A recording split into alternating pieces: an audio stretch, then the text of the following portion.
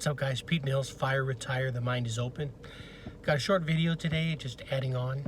And again, I'm new in the space. I'm in the middle of law of attraction lessons and subjects. So if you need basic stuff, there's so much great content out there. I'm just trying to put myself out and share a couple experiences and lessons I've learned as in my personal experience. So today's topic I'm going to talk about is do not devalue yourself to accommodate other people's experiences. So what do I mean by that? So this may not hit everybody. So for me, as my wife used to always say, or she still says it, is that I'm so much of a nice guy, I get stepped on. So what really happens is that I'm so nice, I consider other people's thoughts so much more than mine. I'm so considerate that I end up getting stepped on in the process. So an example I thought of is, so if I'm in line at the grocery store, and say I have, my cart is half full, and the check stands are all busy, there's no room in the express checkout, and I'm in one of the lanes. So if I see someone come behind me in the lane that's got like 3 or 4 items, I'm going to feel compelled. The old me, which I'm changing that philosophy, the old me would devalue myself and say, oh, I came in front of this guy or gal, and if I came at a better time, I wouldn't be blocking him. It's my fault. So I need to let him go because I'm actually in his way. So I would step on myself. Now the thought of it overall, the overall outcome was that I was being nice. I was being considerate. He only had a couple items. Sure, most people would let the next person go through. But what I did behind that was not valuing to me, not self-valuing.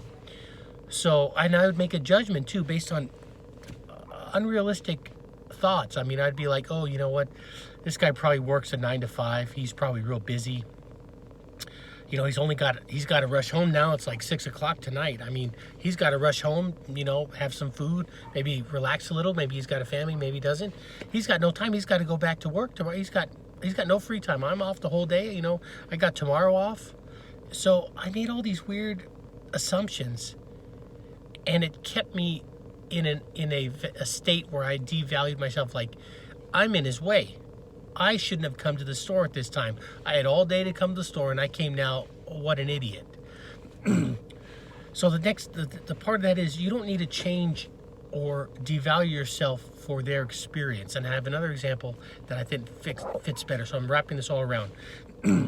But each person, as we talked about parallel universes in the last video a little bit, there's an unlimited number, an infinite number of parallel universes. All you really are responsible for is yours. Now you can help us, like I'm going to help my mom with something. So I'm going to help her universe, I bet. I'm going to work on hers. But in general, I'm not responsible for someone else's. And the other thing is, I don't know the ripple effect. I don't know if what I'm going to do for someone else is helpful. So all I can really do, and all I should be doing, as far as I know, is working on mine. Not necessarily stepping on toes, but they have their own life to live. So the example I have for that is, say that you are interviewing for a job. It's your dream job, and there's 10 candidates in the room. The old me would say, oh, you know what, that person looks more qualified. I heard them talking and they've got more experience than me, so I'm devaluing myself. Or I would say, oh, you know what, there's a lady, at this company, they haven't had a lady in that position for a while. They probably need that influence because that position is great for a woman. I'm going to start changing things around, whether that's good or bad. I'm just saying that I'm changing my internal philosophy to accommodate someone else's need over mine. So the thing is, they have their own parallel universe. They have their own personal reality that they have. So in theirs, maybe they get the job. So in mine, the only thing is I didn't get it. I gave it to them. I stepped down. I devalued myself. I placed a whole block of resistance between me and what I want because I lowered myself. I said, I can't get it. I don't deserve it. I'm not worthy. When in their reality, they might have got the job anyway. So it doesn't matter what I did to me, and it doesn't matter to them what I did either, per se, because they have their own life to live. So don't devalue yourself. And if you think you're stepping on toes, I'm sorry. You might be more qualified. You might you have better experience. You've been in a position like this before. I don't care. This is mine. I want it. That's my job. I'm getting it. That's mine. I'm going to think about it that way, because they're going to get it in their own reality.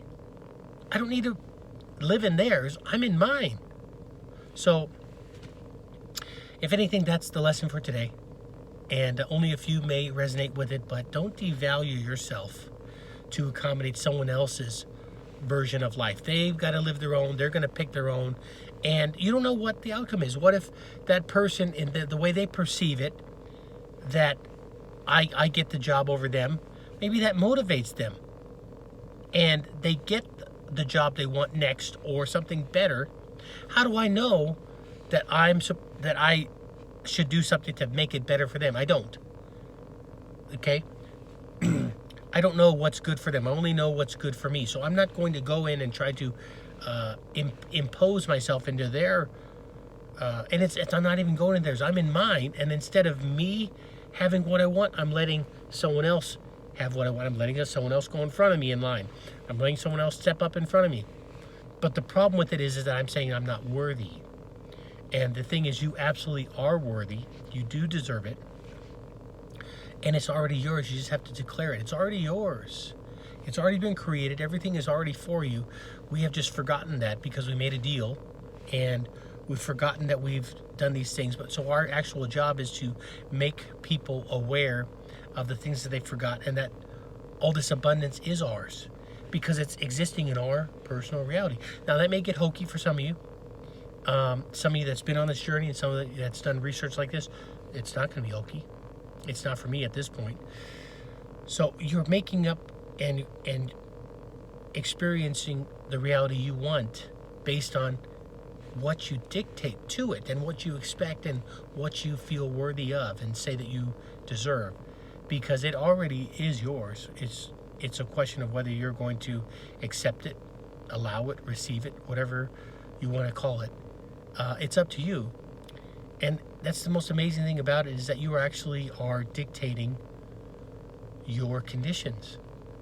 But we don't take much conscious control because we've been taught, we've been programmed that everything is on the outside. And, well, if they do this, then I have to do that. Then if this happens, this is how I'm supposed to respond. Right this second, you can make a conscious choice to pick anything and live in that moment even for a second. And there's so much science behind this, which is what drew me to the whole idea anyway, because I'm a science guy. I'm more a logic guy. But you can pick, as hokey as it is, you could say you're having a bad day, and you could detach for a minute and say, this is a great day, but not base it on something else on the outside, and just say, well, I know what a good day is because I've had good days. I've had great days before. And right this second, I'm feeling great. This is such a good day. And it'll diminish because if you open your eyes and you let your external senses influence you still, which I do, I'm human, that happens. That's how I've been programmed. You're going to go, now see, that's BS. Look how bad it is. Look what's going on. But if you can, obviously our imagination can create it, and you can create the emotional feeling behind it. That means that chemicals are being released in your body that support that feeling, whether you perceive it as real or not. So that goes into a bunch of other topics. Is this real? Is this not real? What is real? If you've seen The Matrix, real is electrical impulses interpreted by our brain. What does that mean? So it's almost like, and it's going to sound hokey, even as I say it, but I understand it. We get to program our world, and I'm just going to be starting to do it more consciously, instead of letting things just happen and going, oh, that's what happened. Oh, yeah, it is a bad day because I got yelled at by the boss. Oh, it is a bad day because I'm already late. I overslept. Because that can happen anyway. I had a conversation with my mom this morning about negativity, about worry. Worry is almost, our negative is almost our default. Like if you're planting a garden, you don't have to do anything for the weeds to come out. You don't have to do anything. They'll just come out. The weeds are going to naturally be there. You have to work at it to get it out. But if you want roses to bloom, you have to consciously make an effort to, you have to put the seeds in the right place, you have to water it at the right time, you have to get the right amount of sun, you have to constantly nurture it for that result to happen. But the negativity or the weeds, they'll happen no matter what. So you have to constantly work at pruning those and pushing those away. So if the outcome is going to be what it is, but it's based on how I interpret the situation, well, I'm going to make up the part that happens before that so that my perception of what's happening is going to be more of what I expect. Just almost as if like you wake up and you say, today's going to be a great day, regardless of what happens on the outside. Well, you overslept. Well, that's okay. I'm not getting in trouble, whatever your situation is. Or it's going to be a great day. It's raining outside. That's okay. It's a great day. I got an umbrella I like. The more I program myself to choose my own perception, the more disciplined, the more fruitful experience I'm going to have, because I'm choosing what fruit's going to come out of that blossom, that reaping. I'm choosing the seed to put in, and I'm saying it's going to be a great day. Well, you know what? This happened.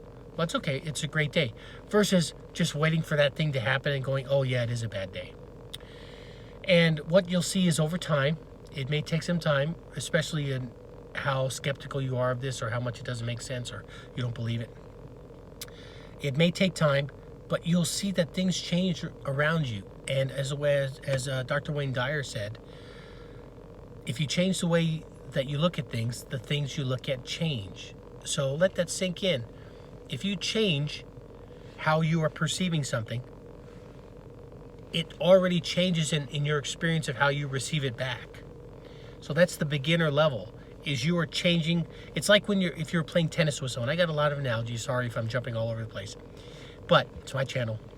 So if you're playing tennis with someone, if I hit the ball hard, I'm dictating that I'm probably going to receive it back hard from the other player. So what I'm going to do is I'm going to change how I'm sending it out so that I get back a different response than that. And I'm going to perceive it as something better. So if I hit it casually and nicely, not because I don't want it to be aggressive. I'm not talking about playing good at tennis. I want it to come back to me good. I want to have a great day today, so I want it to come back to me good so I can hit it back again and keep the day going good. I'm not going to hit it hard and go, this is a bad day. I'm going to go, today's a great day, and hit it over the net. And it's going to come back casually, and I go, yeah, it is a great day. Here it is again. So I'm going to change how I send out the signal so that I can better predict what's going to come back. And so you're choosing it yourself. You got to choose it yourself. You got to make a conscious effort to do this every time, because not many people are thinking. You're not thinking. The other thing, and I'm going off a little bit, is I heard a quote. I'm going to try to put the source of the quote in the description. But the quote was, do you know who you are? And I'll make a separate video on this too. But who are you? It actually is not who you think you are. It's not who someone else thinks you are. It's your perception of what someone else thinks you are. So if I say, you know what, I think my boss doesn't think I'm a good employee. That's what you're basing it on, unconsciously or not. So you think, well, you know what, I barely get to work on time. I come in as, right at the wire. So my boss, he or she, probably doesn't think I'm a good employee. I've just created who I am based on a perception of someone else's perception. That's imaginary. So if I'm going to do that, at least let me control it to make it the best outcome. So instead, what you can do, and I'll elaborate on this later because I think this is a longer subject, but so instead what I'm going to do, food for thought, is I'm going to perceive that their perception, which is who you actually are, who you think you are unconsciously, is great. So I'm going to, instead of thinking, oh, they probably don't think I'm a good employee, I'm going to change that for my own game, for my own reality. So I'm going to say, they think I'm a great employee because even though maybe I arrive right at the wire, I'm very productive. I'm cheerful. I give great customer service. I'm very adaptable. I always help out others, and I'm always learning. So I'm perceiving that they perceive that I'm a great employee, and my reality is going to reflect that much more than if I did it the other way. So believe it or not, try it your own way. Make a comment below how it works for you. You got to do it over some time. Some people may have it easy because they don't have any resistance. I had some resistance. So it's taken me quite a while on this journey. And the journey is the learning process. I'm being sculpted and molded into who I'm supposed to be, my better me, by learning all this. And it's taking the process because some people can be taught with a tap on the shoulder, and some have to be hit over the head with a hammer. So I sometimes need the hammer. So that's the lesson for today. It started with, don't devalue yourself to accommodate someone else's reality. Take care of your own, because they have their own responsibility. And the other little small thing at the end is, you are who you are the person that you think the other person perceives you as. So control that and make their perception of you a better perception because of what you sent out to them in the tennis court. You send a great shot to them so they can hit it back to you. Great, so you can hit it back to them. Perception. There it is. Have a good day.